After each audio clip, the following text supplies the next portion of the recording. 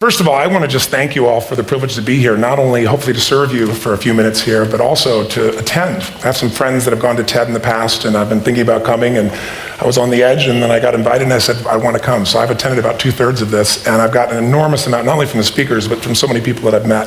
I don't think in all the places I've spoken or been around, and I've been privileged to be in a lot of great places, as I'm sure you have, I've ever seen such a concentration of both talent, brains, but also passion and a common value. There's a community here about contribution, and it's really beautiful. So I thank you. I'll be back as a participant myself on an ongoing basis, and I thank everybody for their participation as well very much. Thank you. I have to tell you, I'm both challenged and excited. My excitement is I get a chance to give something back. My challenge is the shortest seminar I usually do is 50 hours. And I'm not exaggerating. I do weekends, and what I do more than that, obviously, coach people, but I'm into immersion, because how'd you learn language? You didn't learn it by just learning principles. You got in it, and you did it so often that it became real. And my stuff isn't pre-programmed. You know, something happens in the room, I ask a question, and I play off what's going there. And 17 minutes, that's not going to happen. I know we're going to put the principles across, and I'm beyond respectful to the format, and I've gotten great value from it, although Lisa Randall, I felt very tough for how to explain Einstein's theories in 18 minutes. To make sure that you're served, though, because I really came here to serve, is I put some tapes in your box, but I want you to know that if you want to use net time, I call it no extra time, to learn some of these things and use them at a deeper level, if you call my office and you're from TED, you're on the list, you can get any product I have, there's no charge for it. And if you ever want to come to a seminar, I'd love to have you as my guest as well for something in more depth. So my gift to you, please. Thank you. Thank you. So, the race begins. I've probably put a lot in here because I really want to try and serve you, and I hope it doesn't just sound like philosophy since we can't do the interaction at the same level, although I hope you'll participate with me a bit. The bottom line of why I'm here is that I'm really in a position, I'm not here to motivate you, obviously, you don't need that. And a lot of times that's what people think I do, and it's the furthest thing from it. What happens though is people say to me, well, I don't need any motivation, and I say, well, that's interesting, that's not what I do. I'm the why guy. I don't know why you do what you do. What is your motive for action? What is it that drives you in your life today, not 10 years ago, or are you running the same pattern? Because I believe that the invisible force of internal drive activated is the most important thing in the world. I'm here because I believe emotion is the force of life. All of us here have great minds. You know, most of us here have great minds, right? I don't know if I'm in the category, but we all know how to think. And with our minds, we can rationalize anything, we can make anything happen. We can, I agree with what was described a few days ago about this idea that people work in their self-interest, but we all know that you don't work in your self-interest all the time. Because when emotion comes into it, the wiring changes in the way it functions. And so it's wonderful for us to think intellectually about how the life of the world is, and especially those who are very smart. We can play this game in our head, but I really want to know what's driving you. And what I'd like to maybe invite you to do by the end of this talk is explore where you are today for two reasons. One, so that you can contribute more. And two, so that hopefully we can not just understand other people more, but maybe appreciate them more and create the kinds of connections that can stop some of the challenges that we face in our society today. They're only going to get magnified by the very technology that's connecting us, because it's making us intersect. And that intersection doesn't always create the view of everybody now understands everybody and everybody appreciates everybody. So I've had an obsession basically for 30 years. And that obsession has been what makes the difference in the quality of people's lives? What makes a difference in their performance? Because that's what I got hired to do. I got to produce the result now. That's what I've done for 30 years. I get the phone call when the athlete is burning down on national television and they were ahead by 5 strokes and now they can't get back on the course. And I got to do something right now to get the result or nothing matters. I get the phone call when the child is going to commit suicide, and I got to do something right now. And in 29 years, I'm very grateful to tell you I've never lost one in 29 years. Doesn't mean I won't someday, but I haven't done it. And the reason is an understanding of these human needs that I want to talk to you about. So when I get those calls about performance, that's one thing, like how do you make a change? But also, I'm looking to see what is it that's shaping that person's ability to contribute, to do something beyond themselves. So maybe the real question is, I look at life and say there's 2 master lessons. One is there's the science of achievement, which almost everyone in this room has mastered to an amazing extent. That's how do you take the invisible and make it visible, right? How do you take what you dream about and make it happen? Whether it be your business, your contribution to society, money, whatever it is for you, your body, your family. But the other lesson of life that is rarely mastered is the art of fulfillment. Because science is easy, right? We know the rules, you write the code, you follow those, and you get the result. Once you know the game, you just, you up the ante, don't you? But when it comes to fulfillment, that's an art. And the reason is it's about appreciation and it's about contribution. You can only feel so much by yourself. So I've had an interesting laboratory to try to answer the question of the real question, which is, what's the difference in somebody's life if you look at somebody like those people that you've given everything to, like all the resources they say they need. You gave them not a $100 computer, you gave them the best computer. You gave them love, you gave them joy, you were there to comfort them.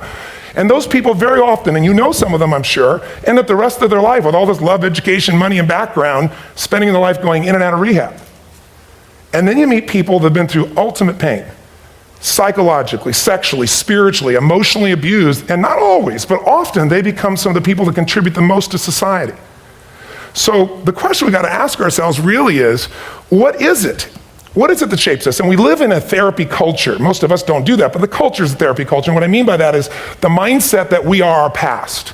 And everybody in this room, you wouldn't be in this room if you bought that theory, but most of society thinks biography is destiny. The past equals the future. And of course it does if you live there.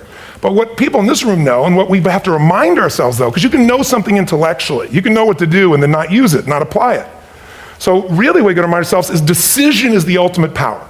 That's what it really is. Now when you ask people, you know, have you failed to achieve something? How many have ever failed to achieve something significant in your life? Say aye. Thanks for the interaction on a high level there. But if you ask people, why didn't you achieve something? Somebody who's working for you, you know, or a partner, or even yourself, and you fail to achieve a goal, what's the reason people say they failed to achieve? What do they tell you? Tell me. Come on, out loud. Didn't know enough, didn't have the knowledge, didn't have the money, didn't have the time, didn't have the technology, you know, I didn't have the right manager, didn't have the Supreme Court.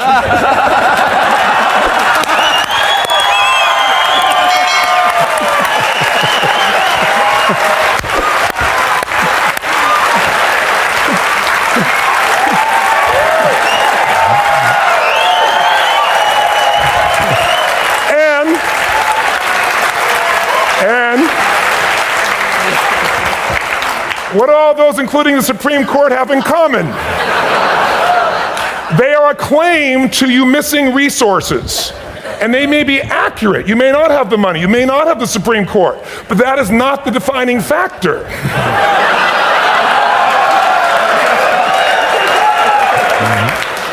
And you correct me if I'm wrong.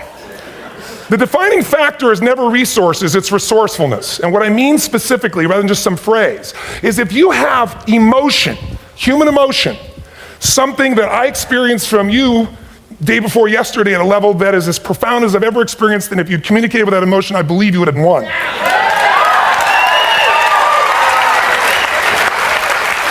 But how easy for me to tell him what he should do. Idiot, Robbins. But I know when we watched the debate at that time, there were emotions that blocked people's ability to get this man's intellect and capacity and the way they came across to some people in that day. Because I know people that wanted to vote in your direction and didn't, and I was upset. But there was emotion that was there. How many know what I'm talking about here? Say aye. So emotion is in. If we get the right emotion, we can get ourselves to do anything. We can get through it. If you're creative enough, playful enough, fun enough, can you get through to anybody, yes or no? Yes. If you don't have the money, but you're creative and determined enough, you find the way. So this is the ultimate resource, but this is not the story that people tell us, right? The story people tell us is a bunch of different stories. They tell us we don't have the resources, but ultimately, if you take a look here, flip it up if you would. They say, what are all the reasons they have in common? We've said that. Next one, please. He's broken my pattern. But I appreciated the energy, I'll tell you that. What determines your resources? We've said decisions shape destiny, which is my focus here. If decisions shape destiny, what determines it is 3 decisions. What are you going to focus on? Right now, you have to decide what you're going to focus on. In this second, consciously or unconsciously, the minute you decide to focus on something, you got to give it a meaning. And whatever that meaning is, produces emotion. Is this the end or the beginning? Is God punishing me or rewarding me, or is this the roll of the dice? And emotion then creates what we're going to do, or the action. So think about your own life, the decisions that have shaped your destiny. And that sounds really heavy, but in the last 5 or 10 years, 15 years, haven't there been some decisions you've made that if you made a different decision, your life would be completely different? How many can think of one, honestly? Better or worse? Say aye. So the bottom line is maybe it was where to go to work and you met the love of your life there. Maybe it was a career decision. I know the Google geniuses I saw here. I mean, I understand that their decision was to sell their technology at first. What if they made that decision versus to build their own culture? How would the world be different? How would their lives be different? Their impact. The history of our world is these decisions. When a woman stands up and says, no, I won't go to the back of the bus, she didn't just affect her life. That decision shaped our culture. Or someone standing in front of a tank. Or being in a position like Lance Armstrong and someone says to you, you got testicular cancer. That's pretty tough for any male, especially if you ride a bike. Right? You got it in your brain, you got it in your lungs. But what was his decision of what to focus on? Different than most people. What did it mean? It wasn't the end, it was the beginning. What am I gonna do? He goes off and wins 7 championships he never won once before the cancer because he got emotional fitness, psychological strength. That's the difference in human beings that I've seen of the 3 million I've been around, because that's about my lab. I've had 3 million people from 80 different countries that I've had a chance to interact with over the last 29 years. And after a while, patterns become obvious. You see that South America and Africa may be connected in a certain way, right? Other people say, oh, that sounds ridiculous. It's simple. So what shaped Lance, what shapes you? 2 invisible forces, very quickly. 1, state. We all have had times. Have you had a time you did something and after you did it, you thought to yourself, I can't believe I said that. I can't believe I did that. That was so stupid. Who's been there? Say aye. Aye. Have you ever done something after you do it, you go, that was me. Right? It wasn't your ability, it was your state. I should be able to change that quickly, but what I want to finish with quickly here is your model of the world is what shapes you long term. Your model of the world is the filter. That's what's shaping us. That's what makes people make decisions. When we want to influence somebody, we gotta know what already influences them. And it's made up of 3 parts, I believe. First, what's your target? What are you after? Which I believe, it's not your desires. You can get your desires to goals. How many of you got a goal, desire, and thought, is this all there is? How many have been there? Say aye. So it's needs we have. I believe there are 6 human needs. Second, once you know what the target that's driving you is, and you uncover it for the truth, you don't form it, you uncover it. Then you find out what's your map. What's the belief systems that are telling you how to get those needs? Some people think the way to get those needs is destroy the world. Some people is to build something, create something, love someone. And then there's the fuel you pick. So very quickly, 6 needs, let me tell you what they are. First one, certainty. Now these are not goals or desires, these are universal. Everyone needs certainty that they can avoid pain and at least be comfortable. Now how do you get it? Control everybody, develop a skill, give up, smoke a cigarette. And if you got totally certain, ironically, even though we all need that, like if you're not certain about your health or your children or money, you don't think about much more. You're not sure the ceiling's gonna hold up, you're gonna listen to any speaker. But while we go for certainty differently, if we get total certainty, we get what? What do you feel if you're certain? You know what's gonna happen, when it's gonna happen, how it's gonna happen. What would you feel? Bored out of your mind. So God, in her infinite wisdom, gave us a second human need, which is uncertainty. We need variety. We need surprise. How many of you here love surprises? Say aye. You like the surprises you want. The ones you don't want, you call problems, but you need them.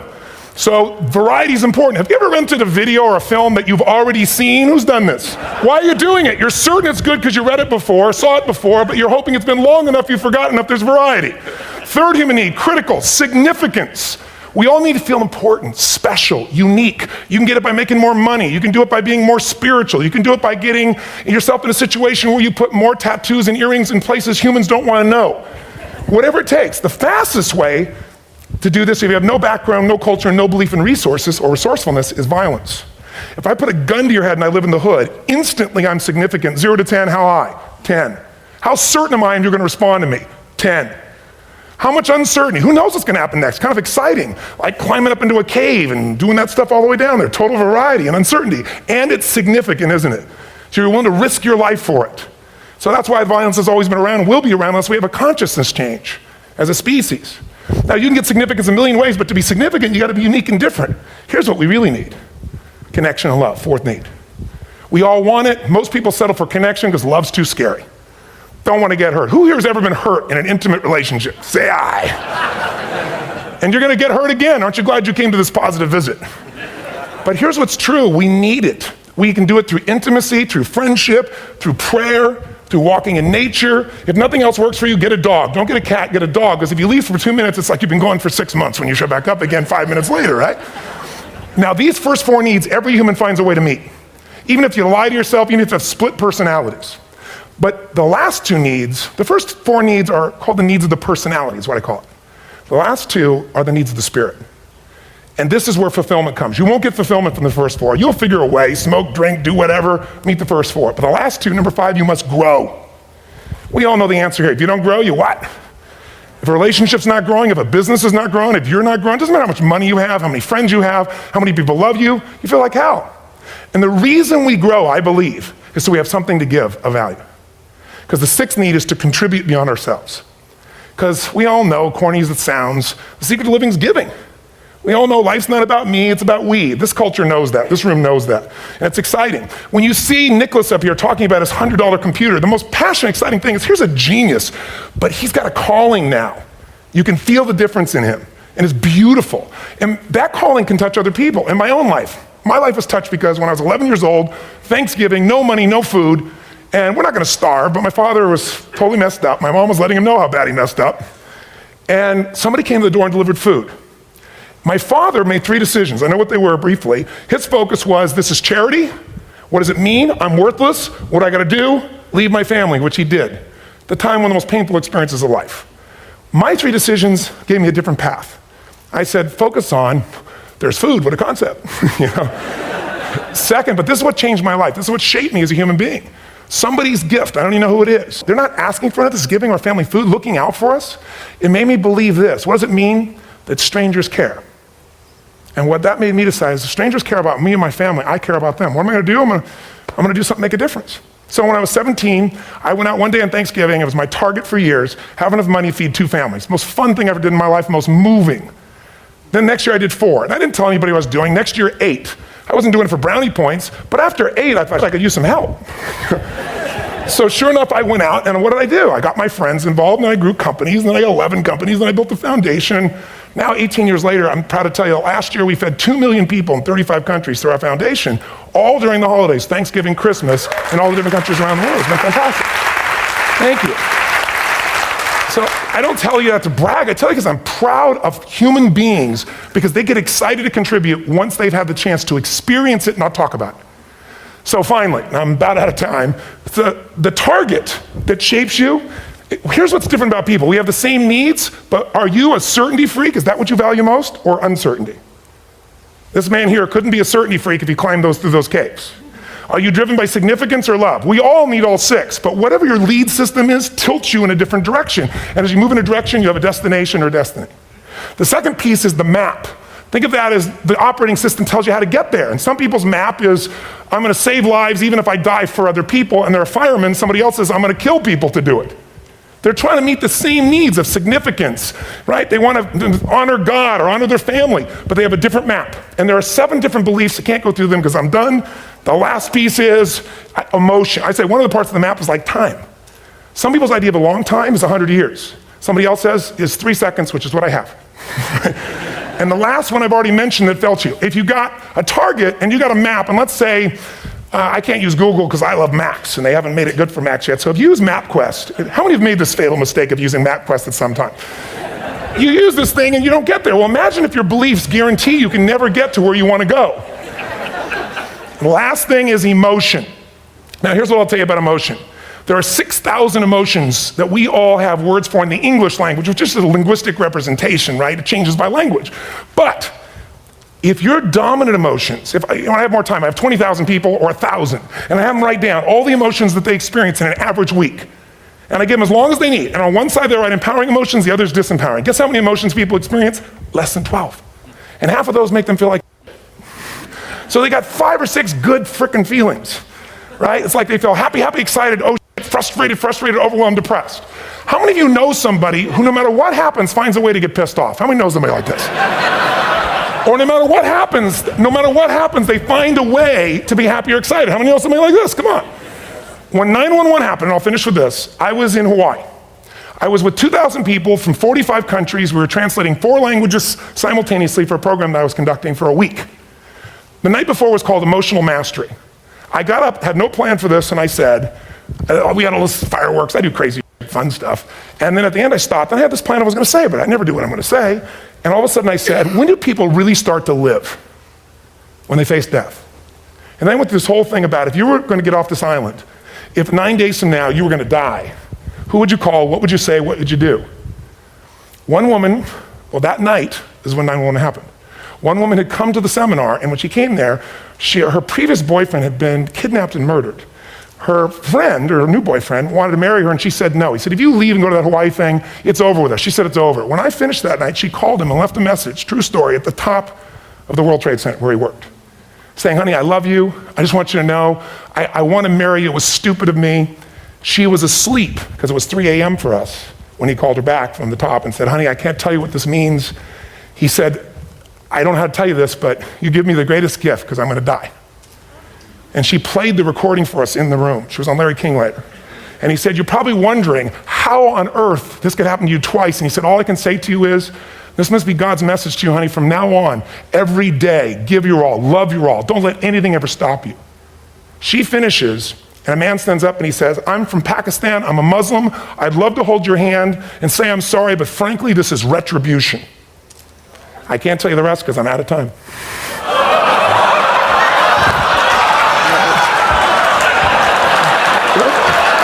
Are you sure? Finish the story. 10 seconds. 10 seconds. No, I want to be respectful. 10 seconds. All I can tell you is I brought this man on stage with a man from New York who worked in the World Trade Center, because I had about 200 New Yorkers there. More than 50 had lost their entire companies, their friends, marking off their Palm Pilots. One financial trader, this woman made of steel, bawling. 30 friends crossing off that all died. And what I did to people is said, what are we going to focus on? What does this mean, and what are we going to do? And I took the group and got people to focus on, if you didn't lose somebody today, your focus is going to be how to serve somebody else. There are people, one woman got up and she was so angry and screaming and yelling. Then I found she wasn't from New York, she's not an American, she doesn't know anybody here. I said, you always get angry? She said, yes. Guilty people got guilty, sad people got sad. And I took these two men and did what I call an indirect negotiation.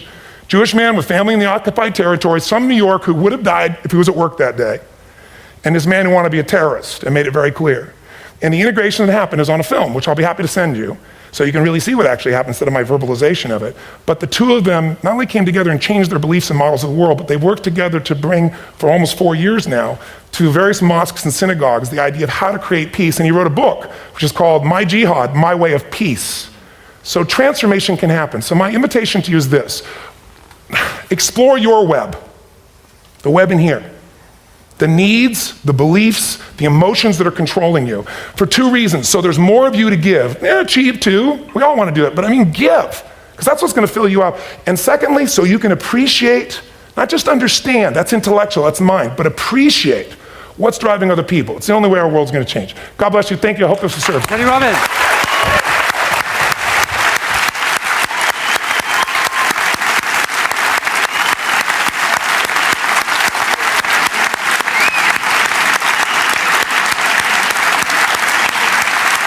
Tony, come back up there. You gotta just recognize it. Thank you very much. Thank you.